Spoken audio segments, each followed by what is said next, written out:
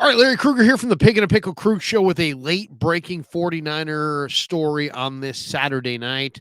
Trent Williams is going to play on Sunday. We'll talk about that in just a second. Check out Pig and a Pickle, 2 locations, Emeryville and Corte Madera. They're open 7 days a week. Pig and a Pickle, the best barbecue in all of Northern California. And this video brought to you by Mojo Fantasy. I'm loving Mojo Fantasy this week in Mojo Fantasy. I'm going Brandon Ayuk over 4.5 receptions. Evan Ingram over 5.5 receptions. Travis Etienne over 59.5 rushing yards. Christian McCaffrey over 28.5 receiving yards. And Brock Purdy under 239.5 passing yards. All right. The story is just broken within the last minute or two, but Trent Williams is going to play Sunday against the Jacksonville Jaguars. Now, this just coming out.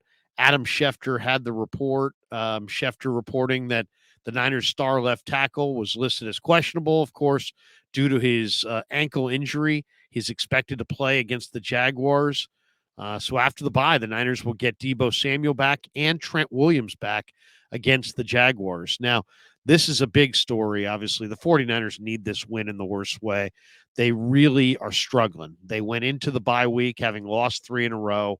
And they're coming out of this bye week needing a win. 49ers looked like they were riding high. They won 5 in a row. They'd beaten Dallas. People were talking about, could they run the table? Could they go undefeated?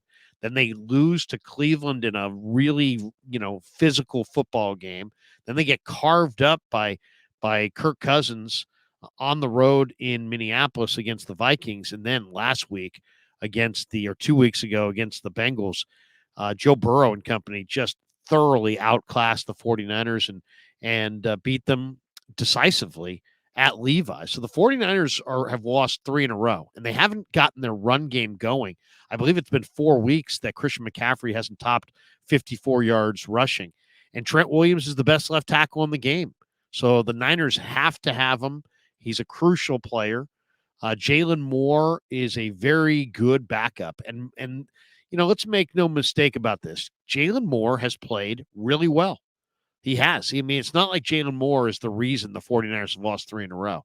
It's not like Jalen Moore has just been absolutely terrible and you got to get him out off the field. No, that's not been the case at all. Jalen Moore's been fine. Jalen Moore is not the reason the 49ers have lost 3 in a row. But the reality is 49ers need a win, and they need a win in the worst way. And it's, they got to turn their season around. It's got to be tomorrow in Jacksonville. So it's all hands on deck. And that includes Deebo Samuel coming back from the shoulder. And it includes Big Trent, who, was thought to be maybe a game time decision. And we were kind of looking all day. Is he going to play it? Is he going to play it on Sunday or not? Would there be some indication on Saturday? Well, here we are late on Saturday night, and the indication has come across in the form of an Adam Schefter tweet. So expect Trent Williams to go. Now, who does he match up with? He matches up with Josh Allen. Josh Allen is one of the best defensive ends in the game. And Allen is a tremendous pass rusher, as talented as any in football. And this guy is big time. And on the other side, Colton McKivitz is going to have his hands full with the former number 1 pick overall, Trayvon Walker. But if the 49ers are going to win this game, they're going to have to control the outside rush of Allen and Walker. If those guys, feast in the backfield and Brock Purdy's running for his life, the 49ers have no chance. So what's the game plan on Sunday against Jacksonville? It's run the ball. Get the running game going. Trent is maybe the greatest left tackle of his era, and they needed him badly. And it's great that he'll be back for this game because Niners have to have it. If they lose this game, they're staring at a 4-game losing streak. The entire season can spin out of control. Now, playing Trent Williams far from guarantees that the 49ers are going to win this game. Doug Peterson's 2-0 against the 49ers in his head coaching career. Both those victories came when he was the head coach of the Eagles. In 2017, the Eagles beat the Niners 33-10. In 2020, the Eagles beat the Niners 25-20. So, the 49ers are favored by a field goal in this game. So, obviously, Las Vegas feels like they're going to bounce back. But, man, the 49ers need to play well in this football game. If they win, they're going to be 6-3 and right back in the race for the number 1 seed in the NFC. If they lose, they will have lost 4 in a row. They'll be 5-4 on a 4-game losing streak, and they'll be in danger of missing the playoffs altogether. So this is a gotta have it game, and Trent Williams is gonna be there. Now, what do the Niners need to do in this game? They gotta get an early lead. The 49ers are not a team that's built to play from behind. Their best thing is they run the ball and they play action pass off of it. And if they don't have that, if they can't take that early lead, that's that they're not nearly as good of a football team. They have to get a lead, hold the lead, and play suffocating defense. They need to play slow, complementary football that uses up the entire clock. I mean, that's really it.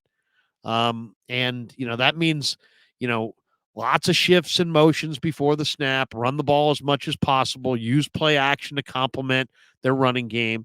The past few weeks, the Niners have fallen behind early and they haven't been able to come back.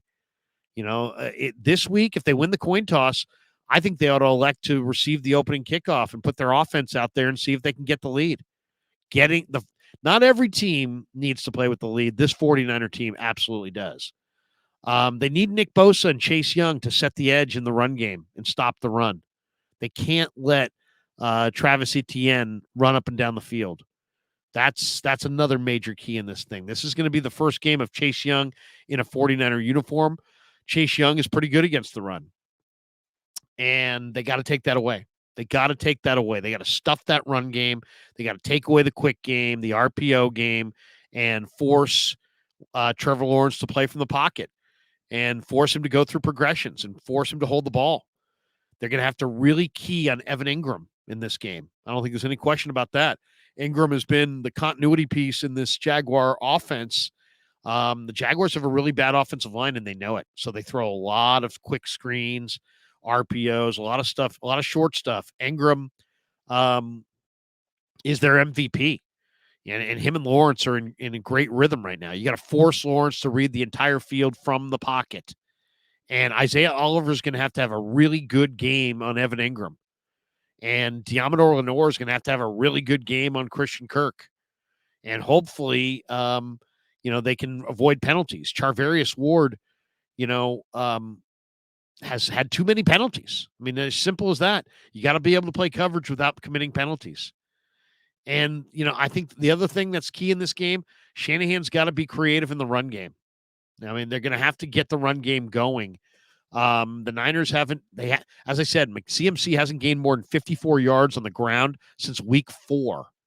Shanahan's got to dust off whatever wrinkles he's got. This Jaguar defense is really good. So I want to see Deebo Samuel as a runner as much as possible in this game. I want to see some creativity. I want to see some JP Mason. I'd like to see McCaffrey flexed out as a wide receiver at times, but they got to have a creative run game. They got to get that run game going. And then lastly, Brock Purdy's got to be a whole lot better. I'm a big Brock Purdy fan, but he cannot turn the ball over and have them win these games. Purdy doesn't have to be the hero. He doesn't have to win the game by himself, but he can't lose it.